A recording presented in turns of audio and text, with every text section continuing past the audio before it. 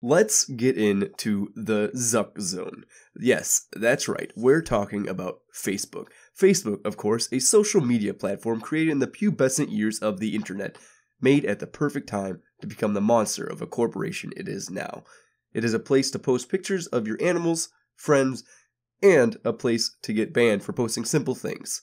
So what might be new on this today? What new thing has Facebook done that is worthy of a video? Facebook is banning women. That's right, women. Of all people, I mean, how dare they? Women are the lifeblood of everything. They shouldn't be allowed to do this. Only men deserve to be banned, and that's because, well, all men are scum. Which ironically is the exact reason women are being banned. As Marcia Belsky learned, she said, "Men are scum," replying as a joke to a friend's post, but she ended up getting a 30-day ban from the platform.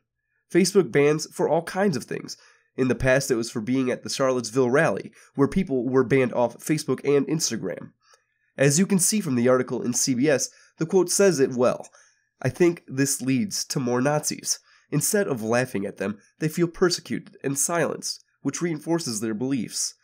Remember, kids, extremism creates extremism. So, shouldn't we be excited for this? Shouldn't we say, well, I'm all for free speech, but if they're going to ban, they might as well make a blanket thing, right? They should at least ban all people from all sides, correct? Well, yes, my viewer, I do agree with you, which is why I think this is a good stepping stone. However, Facebook still isn't doing this correctly, because while you can get banned for a post that says men are scum, you will not get banned for a similar post saying women are scum, according to this article in the Business Insider. If you're going to ban speech, you have to do it fairly and justly. I don't condone any banning whatsoever, really, unless the statement specifically incites violence.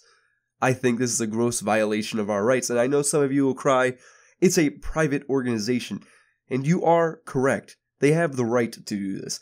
However, we should look at a Supreme Court case from the 1940s, Marsh v. Alabama. Marsh v. Alabama was a case in which Marsh was a Jehovah's Witness and was arrested for trespassing and distributing religious literature in a privately owned Alabama town. Marsh claimed that this violated her First and 14th Amendment rights. To make things short, the court agreed and said that essentially, a private entity that acts like a government body and performs a public function is subject to the United States Constitution.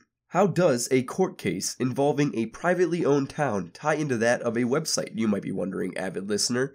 Well, one large part of the case was that, from an outside perspective, the normal person would view this town to be the same as any other and would expect it to follow the same laws as such. A question that could be applied here is, when is something big enough that it must start following the laws set forth by the Constitution? Facebook has close to 2 billion users.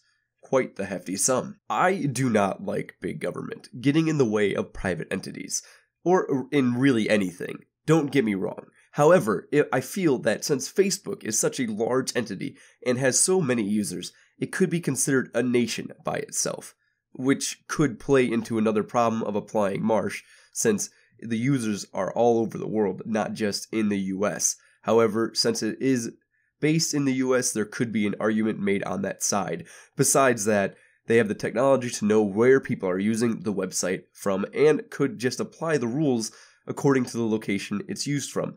I digress. If something as small as a town could be constrained to the laws of the Constitution, why can't a website? I'm not saying the government should come in and put restrictions on what these websites can or cannot do. However, I feel it would be beneficial to have them adhere to the Constitution. Here's the bottom line, Zuck.